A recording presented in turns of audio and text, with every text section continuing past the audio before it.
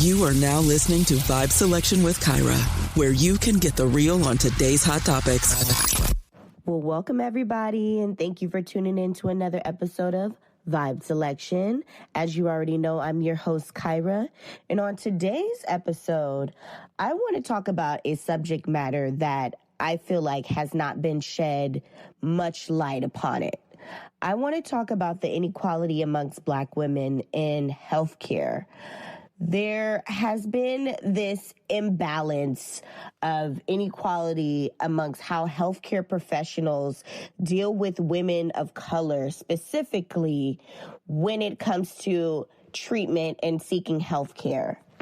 But I want to take it back a little bit because I want you all to understand where this systemic racism actually stems from.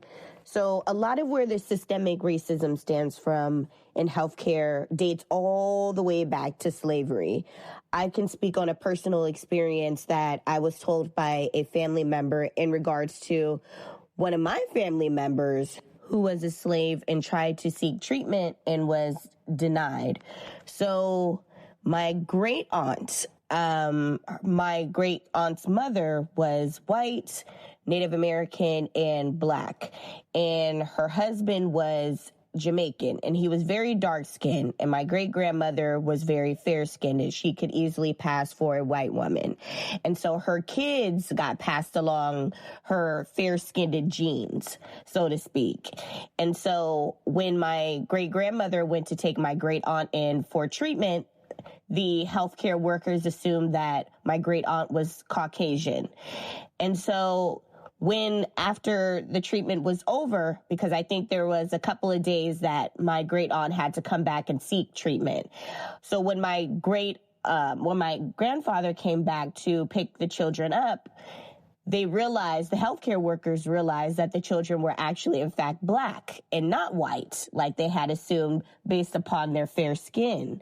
And so the next time that they came back and they needed to seek treatment, they were turned over to the Black side in order to get treatment in this healthcare facility. So back in slave times, there was a white side and a Black side in the healthcare facilities. And so if you were Black, you had to, of course, go to the Black side. And if you were white, you were allowed the white side, and you obviously received the best treatment. And so because my great aunt wasn't able to finish off her treatments on the white side, she ended up passing away because she did not receive the proper care that she needed on the Black side of the hospital facility. There was also the notion that slaves could sustain a high level of pain, and that was the reason why a lot of times if they needed to seek treatment, the slave masters would not allow them to because they believed that they could tolerate that level of pain, which they couldn't. And in turn, a lot of slaves passed away because of this. I can remember my own personal experience where I was dealing with a healthcare provider that was ignoring my concerns. There was a procedure that I had to get done every couple of months, and I had switched over to a new healthcare provider. And this procedure that I needed done, it required numbing 30 minutes to an hour prior to the procedure. And so when I had asked if I could get the numbing done prior to the procedure, I was denied. And instead, this provider decided to continue to do this procedure, this very painful procedure, which would require me getting 20 to 40 shots done on each side of my body in a very sensitive area, and deal with a great deal of pain. Now, when I brought this to his attention that I was in pain, he continued on with the procedure and completely ignored me. Now, I did make issue of it, and nothing was ever done when I had brought it to a higher-up's attention about my experience with this particular provider, and they still practice still to this day. So I can definitely relate to a lot of the experiences some other Black women have gone through when it comes to, providers having this false narrative or this false belief that as a Black woman, you can sustain a high level of pain. And I don't think that that's fair at all. I don't know if a lot of people understand the history of gynecology, but it was a sick experiment by a surgeon in the 19th century by the name of James Marion Sims, and he was from Alabama, and people deemed him the father of gynecology. He created a treatment called viscovaginal fistula, which was a condition that affects the bladder control and the fertility among women. Now, James Marion Sims would experiment on enslaved women specifically without using any sort of anesthesia for his procedures. Now, James believed that black women, like a lot of other slave owners back then, could tolerate a high level of pain. And this was his justification as to why he used black enslaved women specifically to do these procedures. Now, couple that in with the fact that obviously, these slaves did not have any rights and they were deemed less than, an animal as far as human rights. So they felt like they can do all of these weird experiments on these slaves and get away with it essentially. And so a lot of these women that were participants in this study passed away from their injuries due to this particular harmful study. And another example of the systemic racism in healthcare would be, of course, as we all know, the Tuskegee experiment. Now, this took place in Alabama at the Tuskegee Institute, for those of you that are not familiar with it. And it was for the purpose of recording the natural history of syphilis in black people. And what they had told these black sharecroppers, because the people that were participating in this study were black men, and they were all illiterate sharecroppers in Alabama. So they didn't have any education. They didn't have a lot of money. And so they were told that they were just going to be treated for bad blood. And they weren't provided with any other context as to this even being an experiment or a study. They just were told that they were just going to receive a treatment. They didn't tell them that they were conducting a study and that they were giving them injections that could possibly be harmful and lead to harmful effects, not only for them in the long run, but their wives, their children, and their girlfriend. They were not allowed to sign consent forms that they usually would have to sign. And a lot of that had to do with, once again, the fact that they were illiterate. So they felt like they could easily get away with not having them sign these consent forms or actually giving them a rundown on how this experiment worked. So with this experiment, there were 399 black males that were positive with syphilis, and 201 of them were control subjects. And so at this time, there was actually treatment that was already in place for syphilis. And this experiment was conducted in 1932. So in 1932, they had already settled on penicillin being a cure for syphilis at this time. So essentially, there was no need to do this experiment on these black males. But once again, because they've always used black people in healthcare to conduct these weird experiments with the fact that they felt like black people, especially back then, were the bottom of the barrel. They felt like they could get away with a lot of these weird experiments. Eventually, the word got out about this study that was going on at the Tuskegee Institute. So as a result of all of these experiments, this one specifically with the Tuskegee Institute, a lot of the people that were in this experiment had passed away, or they had lasting effects from this experiment. And a lot of times their wives or girlfriends or children were even affected by it. And so in exchange for a lot of these black males that were in this experiment, they were told that they were going to be given meals on the days of examination. They were promised free rides to and from the clinics. They were promised medical exams, free treatment for minor ailments, and guarantees of provisions that would be made after their deaths in terms of burial stipends paid to their survivors.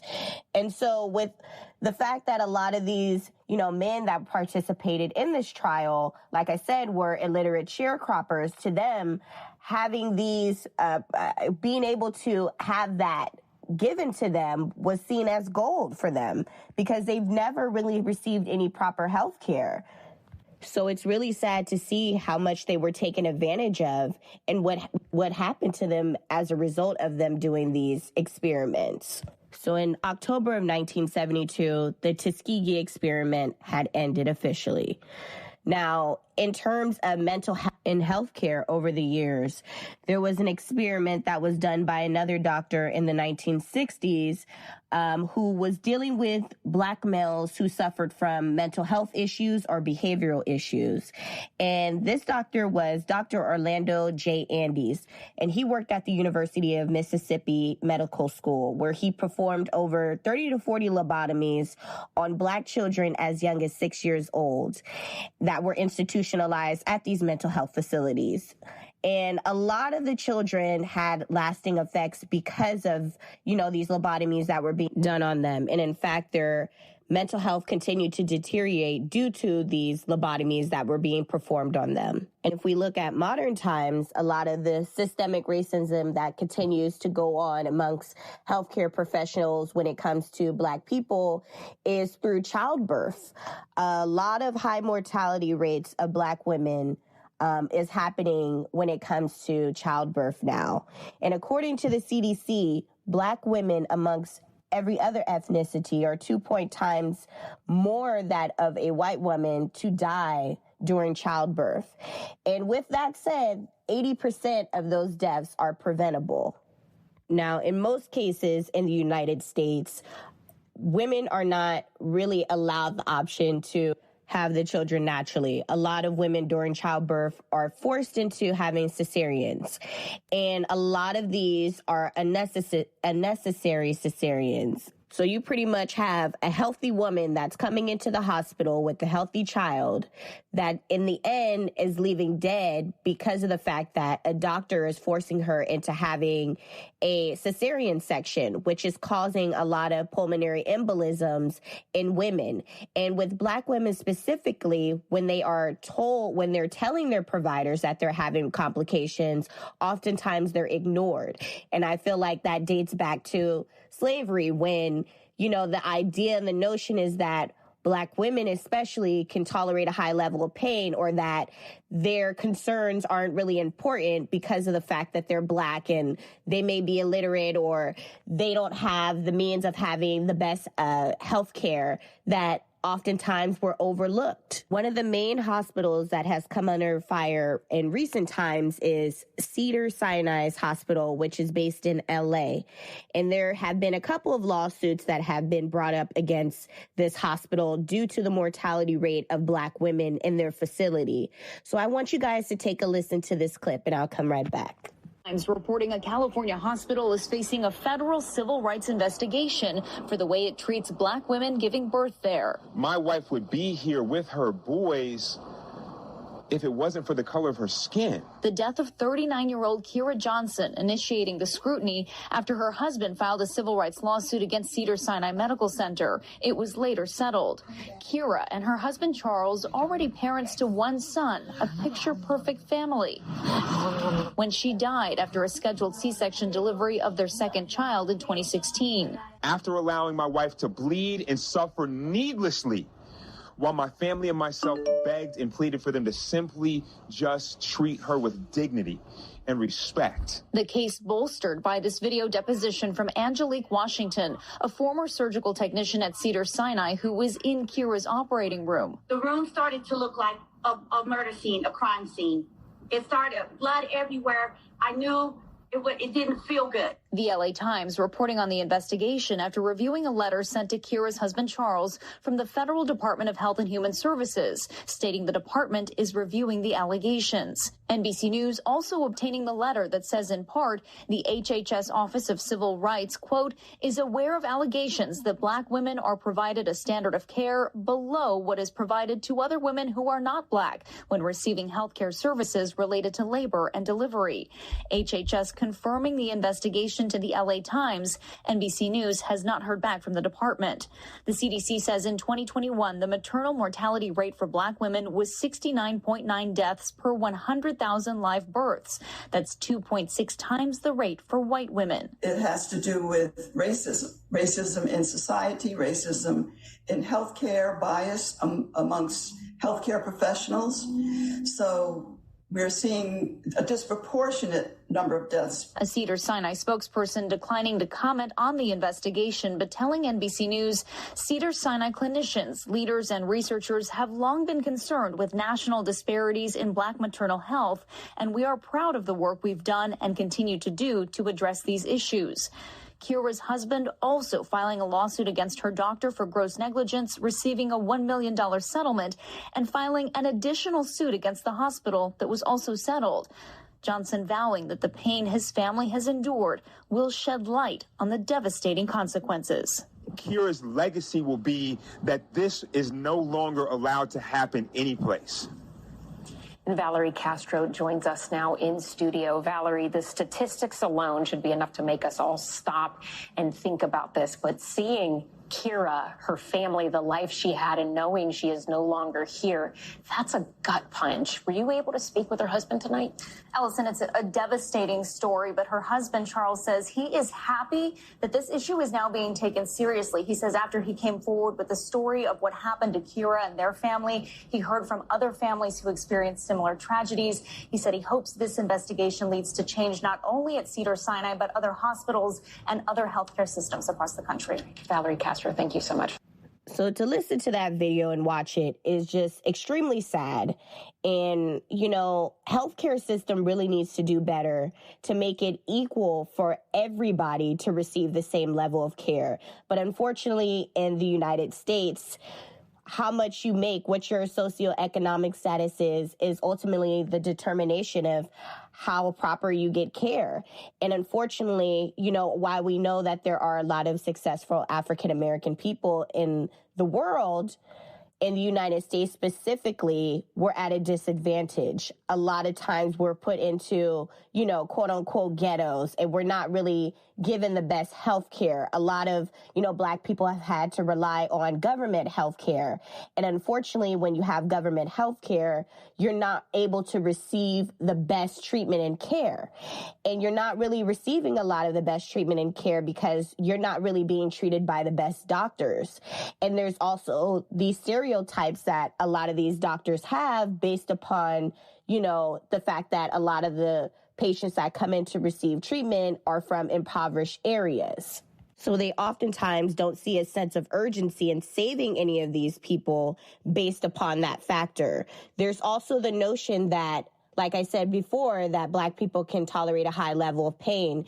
There was a questionnaire that was done at a medical school. I can't remember where the medical school was, but they had asked all the medical students if they believe this notion that Black people can tolerate a high level of pain.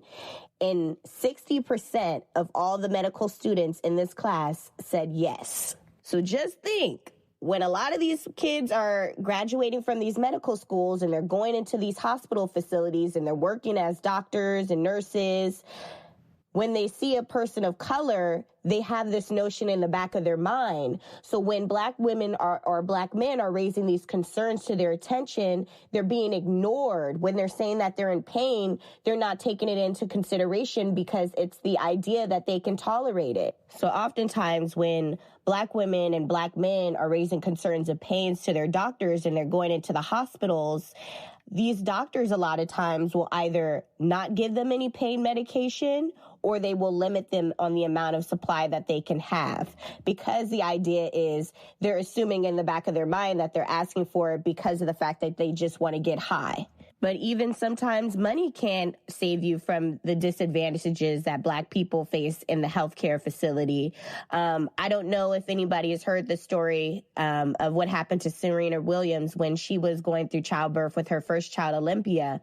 But she had explained how she had went in for a C-section and she was bleeding so much that she almost died on the table. and she was pleading with doctors to help her. And she was saying how she was going ignored. No one was taking her concerns into consideration. And from that, she almost passed away. Luckily, she didn't. And obviously, she's still here today to tell the story.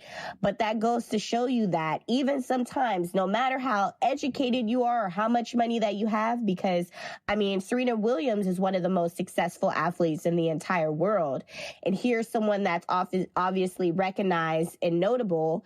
She couldn't even receive proper health care from her providers, and she's paying top dollar, I'm sure, for that. And the sad part about it all is there's not a lot of Black healthcare professionals that are within these healthcare facilities. So you don't really have someone to relate to as a person of color. And if we had this sort of support in these hospital facilities, it could also possibly help limit some of these high mortality rates amongst women of color and Black people in general, because you have someone there to essentially advocate for you and who understands you ultimately, and who probably went through some of the same traumas that you went through or know a family member that went through some of them. And unfortunately, we're living in times where, you know, having medical insurance is, like I said, a luxury. A lot of people aren't able to get their hands on it. Even if you work for your employer, chances are 9 times out of 10, they're not able to afford you to be able to receive free health care. So people are at a disadvantage because they're using up all their paychecks to pay for health care for themselves and their families. And so a lot of Black people have had a disadvantage when it comes to the workforce. As you see, we don't occupy a whole lot of places. We occupy some of the workforce, but we don't occupy a lot of the top level places in these facilities. A lot of times they're forced to get on Medi-Cal or Medicare in order to receive treatment. And those medical insurances are looked at as being bottom of the barrel. So with the fact that they're looked at that in that way, a lot of people, especially Black people, are not going to receive the best level of care that they need. But couple that in with the fact that a lot of these medical schools are still teaching these medical students about experiments that were going on in the 1920s or the early 1800s that are outdated. And they're learning specifically about Black health from studies that were proven to be harmful to African Americans over the years. And what this inequality amongst Black people does is it causes a distrust amongst Black people when it comes to healthcare. Oftentimes, a lot of Black people will refuse to go and seek treatment, although they may need to, because they're worried about the fact of them going into the hospitals and ending up in a worse condition than what they're already in. Their fears are that if they do go to the hospital, their providers aren't going to hear or care to hear about the symptoms that they're experiencing and aren't going to want to treat them.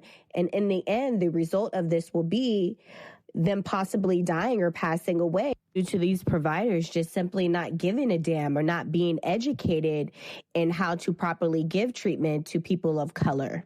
When you're receiving treatment by a healthcare professional, you shouldn't have to worry about the fact of if you're African American that you're going to receive bad treatment based upon the color of your skin. It should never be like that. Everybody is human at the end of the day, and everybody deserves fair treatment in life, especially when it comes to their health care, especially when they're paying for it out of their pocket. And even if they aren't paying for it, everybody should receive the same level of care. But unfortunately, in the society we live in, if you're someone that is not wealthy, unfortunately, you're going to get the bottom of the barrel level of health or level of care when it comes to providers, because that's just how the system is set up in the world. And it's just sad, the fact that we still deal with racism in our nation when slavery has been over for well over 100 years now, and we're still dealing with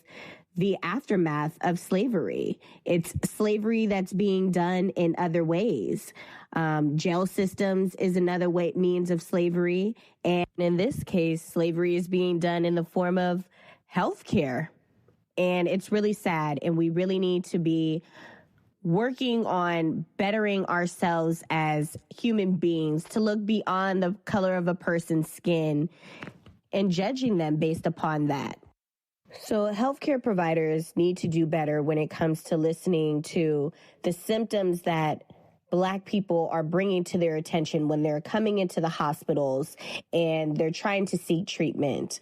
Their voices should never go unheard. Their cries for help should definitely be looked at, and it should be analyzed, and it should be assessed and helped. This is one of the leading causes for the high mortality rate amongst people of color in every avenue, whether it's them coming into the hospital for childbirth, whether it is them having a mental breakdown and trying to seek treatment for mental health, whether it is them simply going in for a surgery procedure and ended up dead on the operating table because the ideal is that because they're African American or because they're Black, that they're able to sustain a substantial amount of pain. And in the end, they bleed to death and die because of this. So, we just really need to do better as a nation. And hopefully, if we continue to bring awareness to a lot of these issues, there can be laws and bills that are enacted and passed in order to stop a lot of these racial inequalities that a lot of African American people have to face in the healthcare system. Well, with that said, I want to thank you all for tuning in to another episode of Vibe Selection. As you already know, I'm your host, Kyra. If you'd like to support the Vibe Selection podcast, you can do so at www.patreon.com/vibeselection. Or if you'd like to get you any Vibe Selection merch, I know it is the summertime right now, and a lot of you would like to cool down. So if you are interested in receiving a Vibe Selection mug or water bottle, you can get that at www.teespring.com/vibeselection. Make sure you like and subscribe, and don't forget to follow me on Instagram at Vibeselectionpodcast. Well, that'll be all for this week. Tune in for next week's episode. Stay safe, stay healthy out there. Bye. Thank you for joining Vibe Selection with Kyra. Come vibe out with us again next time and hear the latest on today's hot topics. Find us on Instagram at I am Kyra Mahoney or donate at www.patreon.com/vibeselection.